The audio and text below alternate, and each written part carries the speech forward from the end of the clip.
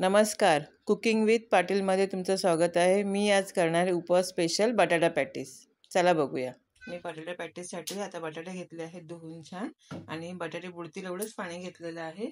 तर ते आपण सर्वप्रथम शिजवून घ्यायचे आहेत.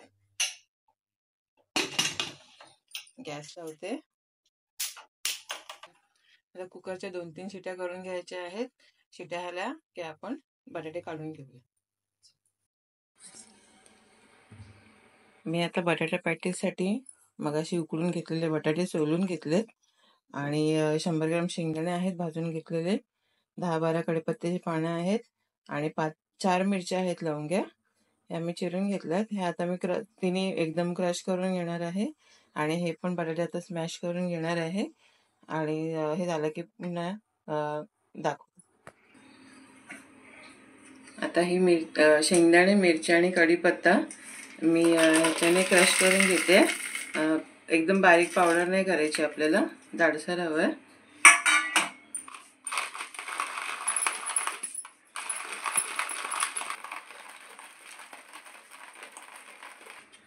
खूप छान असं क्रश झालेलं आहे तिन्ही साहित्य.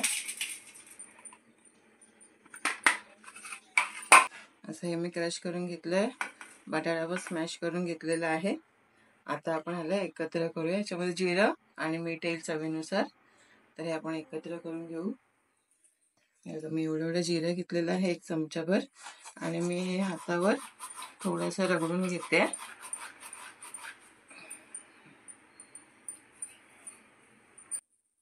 आणि चवीनुसार मीठ.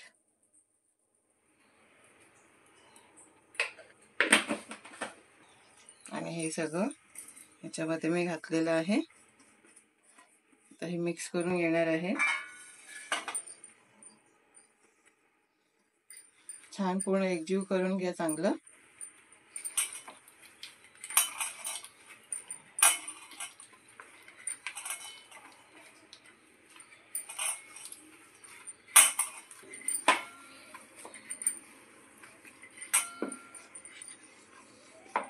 हे बघा छान असं मिक्स झालंय. आता आपल्याला ह्याच्या अशा एवढ्या अशा हे करून अशा टिक्क्या करून आपल्याला त्या ह्या तेलामध्ये सोडायच्या आहेत. चला मी दाखवते कशा करायच्या त्या. मी आता फ्राय पॅन घेतलेला आहे, डोसा तवा आहे हा. आता मी हा तापलेला आहे छान, तर मी एक पळी असं तेल ओतून घेणार आहे.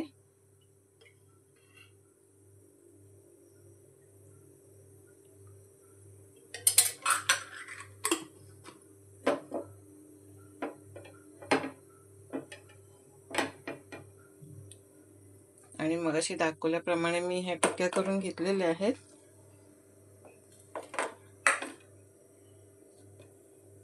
पॅटीस आता हे गॅस लो केलेला आहे, तेल छान तापलेलं आहे, तर हे मी पॅटीस त्याच्यावर ठेवून देते.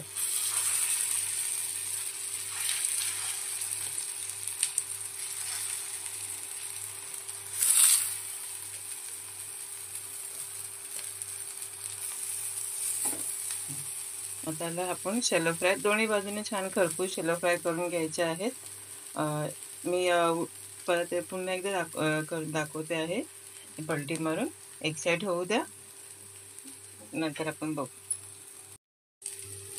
हे आता पॅनवरून सुटायला लागलं ते समजायचं आपली 1 साईड झालेली आहे. तर आपण ह्यांना पलटी मारून घ्यायची आहे.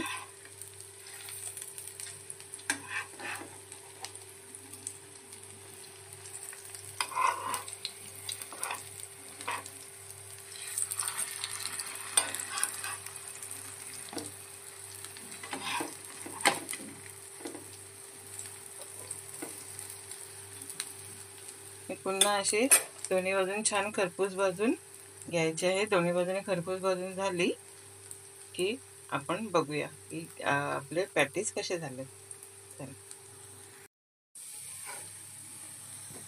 हे बघा मी छान असे खरपूस भाजून घेतले आहेत दोन्ही बाजूने. हे बघा दोन्ही बाजू छान अशी मी भाजून घेतलेली आहे. हे बघा दोन्ही बाजून सेम. आणि मी तेलही परत वापरलेलं नाही. जे मी एक पळी तेल वापरलेलं तेही मी छान असं बाजूला हे करून करून निथळून घेतलेलं आहे. जास्त तेलाची पण गरज लागत नाही आणि तेलकट पण होत नाही आणि आपल्याला त्या तेलाचा त्रासही होणार नाही. असा आहे आपला उपवासाचा बटाटा पॅटीस. तर त्याला आपण सर्व करून घेऊया. हे बघा, आपण आता हे खूप छान असं सर्व करून घेतलेलं आहे. दही साखर आहे, मिरची आणि पॅटीस. तर करा, खा आणि मला कमेंट्समध्ये नक्की कळवा की आपले उपवासाचे बटाटा पॅटीस कसे झालेत. आणि हो, लाईक, शेअर आणि माझ्या चॅनलला सबस्क्राईब करायला विसरू नका. धन्यवाद.